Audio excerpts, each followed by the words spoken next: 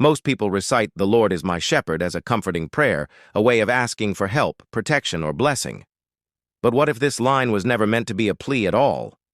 Joel Goldsmith taught that the 23rd Psalm is not a request for future relief. It is a present-tense recognition of a spiritual law already operating within you. This isn't about pulling God down from the heavens. It's about waking up to the fact that divine intelligence is guiding you now, silently and perfectly, without delay. The shift is simple but radical. Stop begging, start recognizing.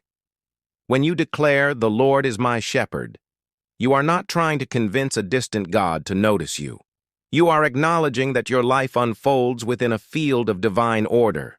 The reason most people feel no change after saying these words is that they still live in a consciousness of lack, separation, and fear. Goldsmith's insight is that transformation happens when you move from hoping to knowing, from searching outside to resting inside. You're not trying to get provision. You're realizing you already live within it. Consider the phrase, "I shall not want." It isn't a reward for strong faith or spiritual performance. It's the natural effect of knowing your source is infinite and immediate. When you realize this, the sensation of lack dissolves, not because every preference is fulfilled, but because you no longer define yourself as incomplete. The outer world begins to reflect the inner truth you are holding. This is not positive thinking layered over panic. It is spiritual recognition, seeing reality as it is, beyond the distortions of fear. Goldsmith often pointed out that spiritual truth does not fix problems so much as it dissolves the consciousness that produced them. Change the level at which you're living and the forms rearrange. A person drowning in financial anxiety can pray for money for years and remain stuck. But the moment they stop using prayer to chase supply and begin resting in the awareness that supply is the very nature of divine life expressing through them, fear loosens. With fear quieted, clarity returns. Possibilities that were always nearby, but hidden by panic, become visible. The miracle isn't outside help, it's inside perception. The same principle applies to healing. You cannot heal a body by force of worry.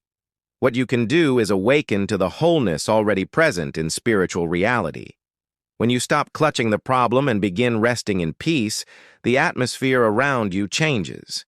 You meet the situation from stillness, and very often the body, the mind, the relationship begins to mirror that quiet. Not always instantly, not always dramatically, but naturally and progressively, because you are no longer reinforcing the condition with fear. Here is a simple practice. Sit quietly for a few minutes each day. Don't ask for anything. Don't try to manifest. Simply acknowledge, "The Lord is my shepherd," now. Feel the difference between begging and knowing. One reaches outward from emptiness, the other rests inward in completeness. Notice how the urgency drains out of your thoughts. Problems seem less solid, less final. You are not using a mantra to make reality change. You are returning to reality as it already is. When anxiety returns, and it will, don't fight it. Don't argue. Return. "The Lord is my shepherd. I lack nothing." You are not repeating words to chase away fear. You are anchoring awareness beyond fear. Each return strengthens a deep center of stillness in you. Over time, the returns happen sooner. You stray less far. You realize you don't need to hold life together with white-knuckled effort. Something wiser is already holding it. The biggest obstacle is impatience. We want instant demonstrations and visible proof. But spiritual law unfolds like a sunrise, not a light switch. You practice, not to force results, but because truth itself is the result.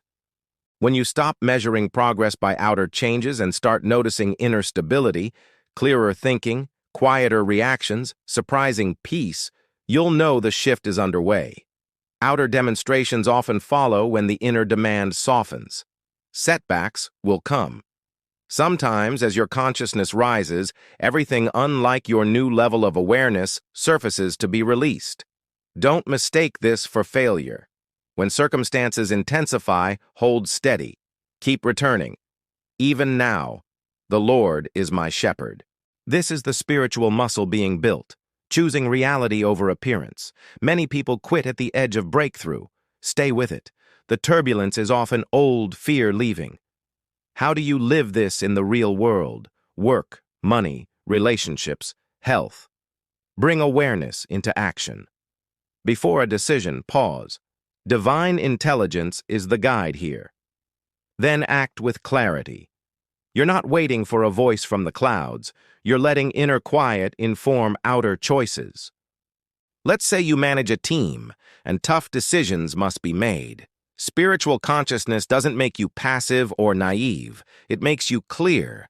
You can set boundaries, change plans, even part ways with people, but without the bitterness and fear that cloud judgment.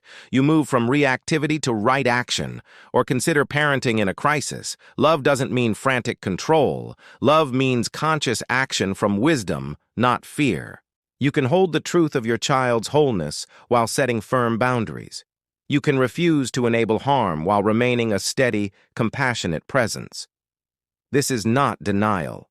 It's dual vision, honoring spiritual identity while addressing human behavior with clarity. Over time, "The Lord is my shepherd" stops being poetry and becomes a living equation.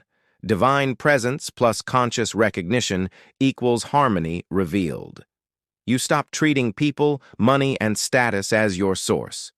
You use them without being used by them. Gratitude replaces grasping. Sufficiency replaces scarcity. You become less interested in proving that spirituality works and more interested in living what is true. Ironically, that's when demonstrations flow easily, because you're no longer blocking them with anxiety. There is one more shift that completes the journey: impersonalizing the truth.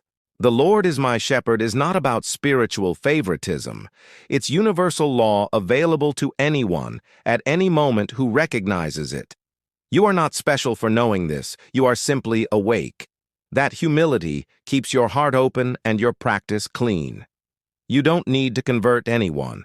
Your quiet presence becomes its own teaching. You will forget. Everyone does. You will get swept back into fear, judgment, and hurried reactions.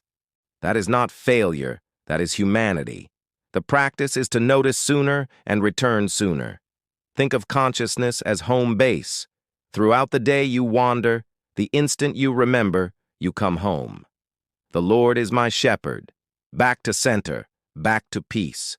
Each return is victory. Each return engraves trust deeper than before. So the next time you say these words, don't use them to bargain with life. Use them to recognize life.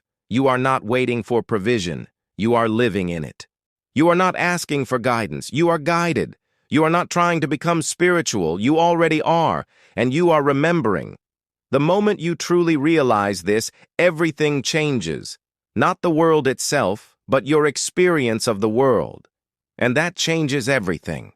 If this message opened something in you, like this video to help it reach others, subscribe for more Joel Goldsmith-inspired teachings, and comment, "I am guided," to affirm your realization today.